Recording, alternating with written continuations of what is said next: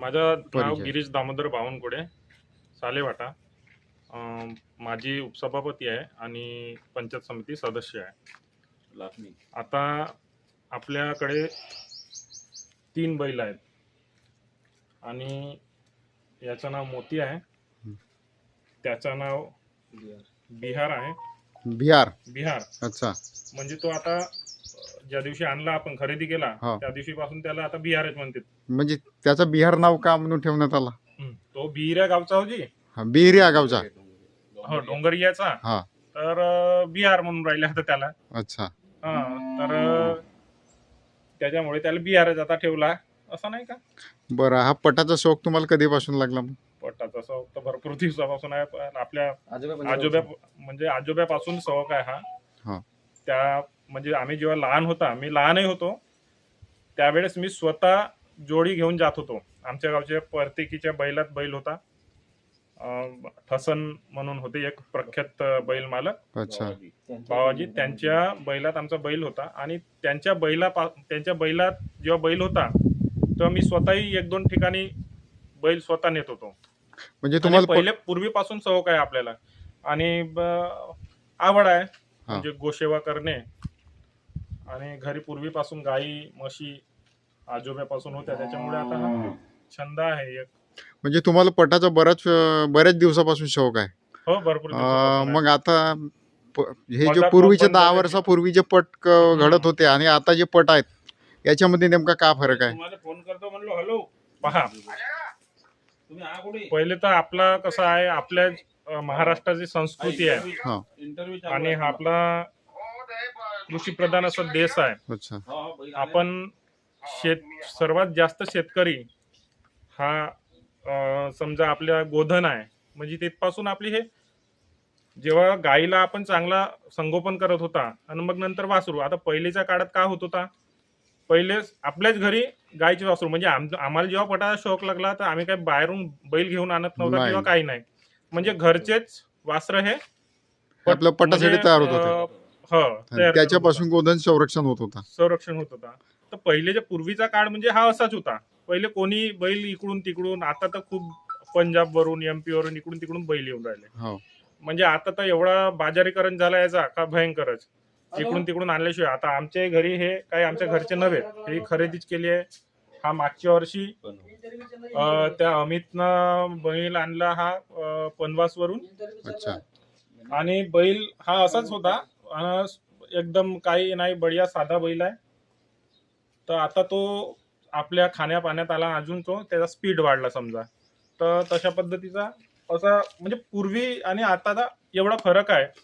पूर्वी खरंच मेहनत खूप करत होते सुरुवातीपासून. आणि पहिले बक्षीसही भेटत होते, आता रोख रक्कम आहे. पहिले बक्षीस भेटत होते ना. पहिले कूलर, तर हे फ्रीज आहे, तर टीव्ही आहे. ते विकावं गेलं तर अर्ध्या किमतीत. बक्षीस, सायकल हा आमच्या घरी.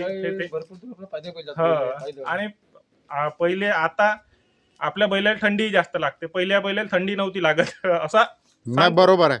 आता लोकांची मानसिकता कशी झाली. हो. पहिले आपले बैल फक्त साध्या झुलीवर पटात जात होते. बरोबर. आमच्या घरी कोणी पांघरून नव्हते ठेवत, कोणी काही नाही कोणाच्याच घरी. आता बैलाला ब्लँकेट 2-2 पाहिजे. गाडीवर गेल्याशिवाय बैल जात नाही. बरोबर. म्हणजे कोणते इंटरव्ह्यू घ्या तुम्ही, घेऊन राहिल्या ठीक आहे, पण माझा म्हणणं आहे, पहा, मी जरी पहिल्या दुसऱ्या नंबर आमच्या घरच्या दावणीला समजा 1-2 लाखाचे बैल बांधले आहेत, पण पट हा खरी भरते तर बिचारे ते शेवटच्या नंबर पासून जे लोक आहेत त्याच्याही एखाद वेळ इंटरव्ह्यू घ्या, त्याची भावना लोकांपर्यंत पोहोचवा. हा आपला मत आहे का त्यांच्यापासून पटात जोड्या येते तेवढा पट भरते. म्हणजे 10च नंबरनं किंवा 20 नंबर पर्यंत जोड्यानं पट भरत नाही. म्हणून त्यांच्याही एखाद वेळ त्यांची इंटरव्ह्यू घ्या. आमची घेतल्या ठीक आहे, काही हरकत नाही, पण त्यांची इंटरव्ह्यू घ्या. त्यांच्या भावना लोकांसमोर येऊ द्या, का तेही बिचारे मेहनत करतात. उद्या त्याचा बैल 25व्या नंबरवर असेल तर होऊ शकते पुढच्या वर्षी त्यांचाही बैल एखाद नंबरवर. म्हणजे तुमच्या इंटरव्ह्यूच्या माध्यमातून त्याला प्रोत्साहन मिळते. अमित तुमसरे, विनोद कामतेचा बैल हा आज 25व्या नंबरवर 30व्या नंबरवर खेळून राहिला, पण पुढल्या वर्षी तो होऊ शकते 10च्या आतमध्ये खेळेल, मग त्याच्या पहिल्या वर्षी 1 नंबरवर खेळेल. असेही लोकांजवळ बैल आहेत आणि काही काही लोकांचे घरचे बैल आहेत आताही, असं नाही का घेतलेच आहेत म्हणून. भाऊ आता मला तुमच्या ह्या बोलण्यावरून एक मुद्दा आठवला. आपण आपल्या इकडे बैल तयार नाही होऊ शकत काय? आपण एमपीतलंच बैल आणतो जास्त, पंजाब वरून बैल आणतो, म्हणजे नेमका फरक काय? आपल्या इकडं खरं आज आपण बैल तयार करू शकतो. आता मी पहिले सांगितलं का, पहिले सुरुवातीला कुठल्या हे इकडून तिकडून बैल आणत होते. एखादा वासरूही लहानसा घेऊन आणला तर त्याला पालवत होते, चांगला पालन पोषण करत होते. पण लोकांजवळ वेळ नाहीये आता. आणि आता स्वतः मेहनत कोणी करत नाही. नाही बरोबर. माणसी आता मी काय मेहनत करतो काही, मी स्वतः करून थोडी राहिलो. आता हे लोक आहेत, याच्या भरोश्यावर सगळा हा विषय आहे.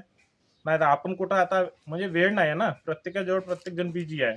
आणि आता आपण पाहून हाटल्यात दिसतील लोक, येते दिसतील तेथे दिसतील, पण नाही पहिले तो सारखी नाही मेहनत तो तर नाही. कारण आहे, परंतु आता ते जे नागोरी जात आहे हम्म. ते जास्त पटामध्ये नागोर आता जात हे भाऊ फास्टर जात आहे, म्हणजे त्याला वेग आहे, चपळाई वाली, म्हणजे काय म्हणतो आपण, ते स्फूर्ताई खूप आहे त्या अच्छा. जातीला, स्फूर्ताई खूप आहे, म्हणून ते जास्तीत जास्त पटात दिसतील. आता पहा, हा काही नागोरी नाही दिसत, हा बहुतेक नागोरी नाहीच आहे, नाही साधाच वाटत आहे आपला गावठी गावरान बैल. आहे, बरोबर आहे. हो. हाही तेवढा नागोरी नाही आहे, हम्म. म्हणजे फुल नागोरी हाही नाही आहे, हाही साधाच आहे, तरी पण पडून राहिले ना. म्हणजे नागोरी सर्वात जास्त आपल्याला नागोरीच दिसून राहिले जिकडे तिकडे, पण असा विषय आहे. बरं धन्यवाद. आणि आता एक गोष्ट विचारायची राहिली, हो. हे जे तरुण पोर आहेत आता यायला काय सांगू शकाल तुम्ही पुन्हा? पहा, माझं तर असं मत आहे का पटाच्या आधीन जा नको. म्हणजे तरुण पिढीला असं आहे का आपल्या हातातच आपली दिशा ठरवणे आहे.